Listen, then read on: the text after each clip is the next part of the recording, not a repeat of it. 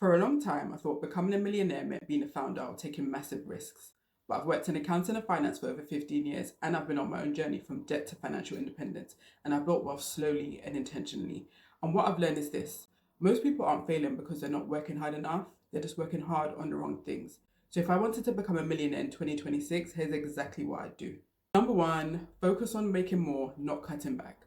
The first thing I do is stop obsessing about cutting back and start focusing on increasing my income, because the reality is you can't save your way to a million. Even if you save £1,000 a month, which is already way more than most people manage, it will take you over 80 years to reach a million. And even if you doubled that, you're still looking at 40 years. That's not a motivation problem, that's a math problem. So instead, I'd focus on the income side of the equation and ask myself these questions. What can I use now to create additional income? Where can I invest my money so it grows without me having to trade my time? And what skills can I learn that pay more? That's where the real leverage is. You need to think outside of the box. There is definitely a time and place for budgeting and saving, but if your goal is a million, you need something scalable. If you work a 9 to 5, which I'm assuming most of you who are watching do, there's a cap to how much you can make because your salary is tied to your time. But with a business, there is no cap. It doesn't exist. You can build systems, create products and services that make money without you having to be there every hour. Amy Porterfield's Digital Course Academy is a great example of this. Yes, it took time to build, but it's scalable. So now she's not having to trade her hours for income. The point isn't to copy her, it's to think about the skills that you have and what you could build from them and take the steps to put it into action. Number two, focus on one thing. The second thing I do is focus on one thing at a time. When you're trying to build wealth, it feels like you have to do everything. Start the side hustle, start investing, create content, create courses, start businesses.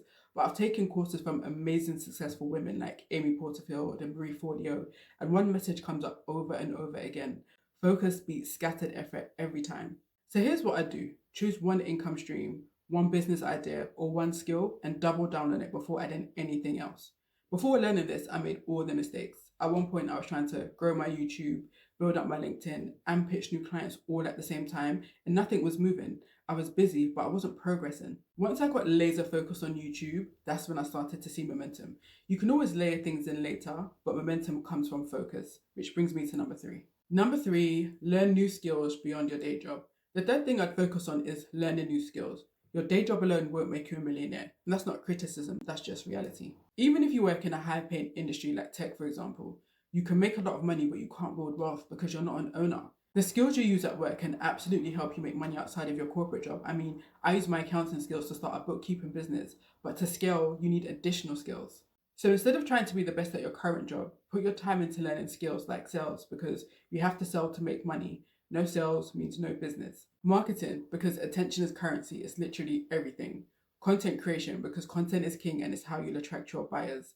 Understanding data. This is super important because data tells a story and will tell you what to do next. These are leverage skills. Once you learn them, you can use them again and again across businesses and opportunities. They don't just earn you money once, they compound. Number four, optimize your energy. Number four is something people really underestimate: optimizing your energy.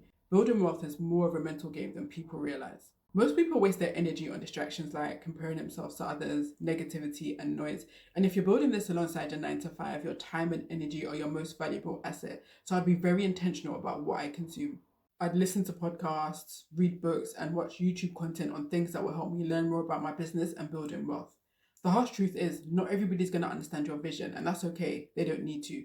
But sharing your plans with the wrong person can slowly, quietly drain your motivation. I'd also prioritize the basics like getting enough sleep, eating well, and taking care of myself, because you can't build anything long term if you're constantly exhausted. Calm, consistent energy will help you avoid burnout every time. Number five, tunnel vision. The fifth thing I develop is tunnel vision, because when you have a goal like building a million, you need a healthy obsession. Ali Abdaal has talked about how his deep focus on financial freedom helped him create his current reality, where he's now a doctor turned millionaire entrepreneur. And there is a lot of truth to that. The reality is you may have to say no sometimes. You may have to miss out on certain things, and you may have to move at a different pace than the people around you. It's so easy to get stuck at 100k and feel discouraged by how far away a million feels. But that tunnel vision, that commitment and focus on the end goal is what will keep you going. And you have to change your inner dialogue. This is so important. So it stops being if I become a millionaire and becomes when.